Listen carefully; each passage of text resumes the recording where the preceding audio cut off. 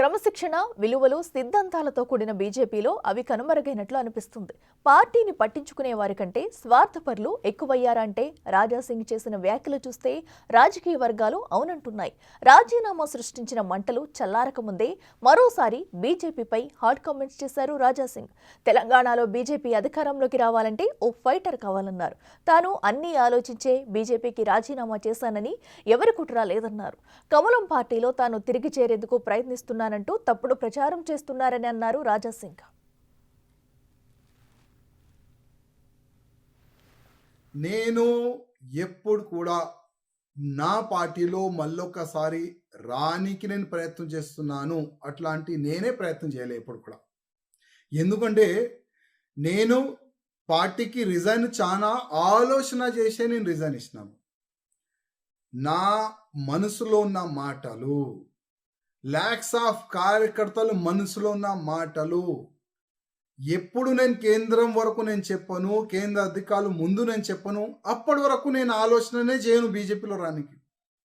ఎందుకంటే ఎన్నో సంవత్సరాల నుంచి పార్టీకి ఎవరి వల్ల నష్టం జరిగింది అది నేను కేంద్రంకి చెప్పాలనుకుంటున్నాను.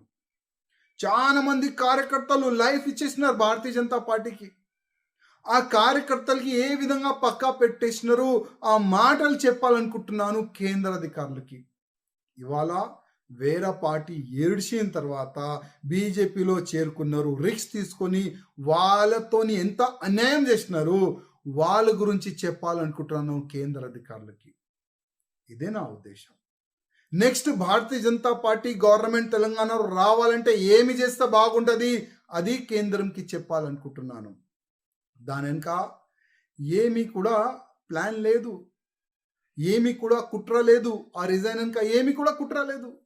అమిత్ షా గారే డైరెక్ట్ నాకు ఫోన్ చేస్తున్నారు, కొన్ని వార్తలు నడుస్తున్నాయి. నేను అంత పెద్ద వ్యక్తి కాను. ఎప్పుడు కూడా అమిత్ షా గారు నాకు ఫోన్ చేయలేదు, చెయ్యరు కూడా.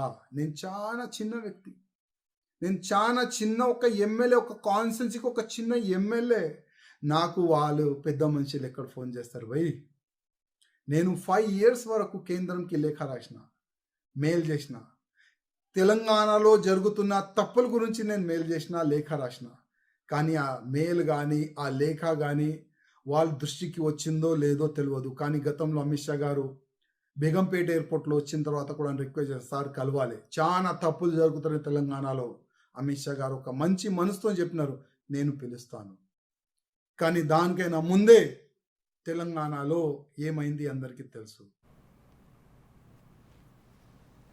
ఎవరి వల్ల పార్టీకి డ్యామేజ్ జరిగిందో ఆ విషయాన్ని అధిష్టానానికి చెప్పడానికి ప్రయత్నించానని వెల్లడించారు.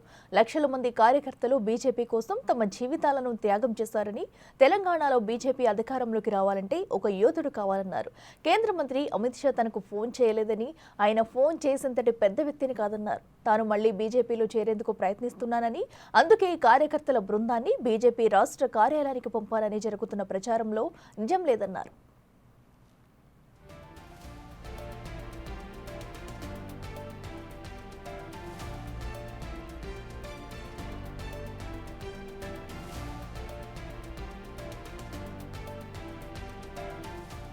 2014, 2018, 2023 ఎన్నికల్లో బీజేపీకి ఎవరు మోసం చేశారో, ఎవరు వెనక నుంచి కత్తిపోట్లు పడిచారో ఐబీ రిపోర్టు తెప్పించుకుని అధిష్టానం పరిశీలించాలన్నారు. కొంతమంది బీజేపీ మహిళా నేతలకు దండం పెట్టి సన్మానం చేస్తానన్నారు. తాను ఏ పార్టీలో చేరబోనన్నారు. ధర్మం గురించి ఏ పార్టీలో మాట్లాడటానికి ఫ్రీడమ్ ఇస్తే ఆ పార్టీలో ఉంటానని చెప్పారు. గోషామహల్ బీజేపీ అడ్డా అని, ఇప్పటికైతే అక్కడ ఎలాంటి ఉప ఎన్నిక రాదన్నారు.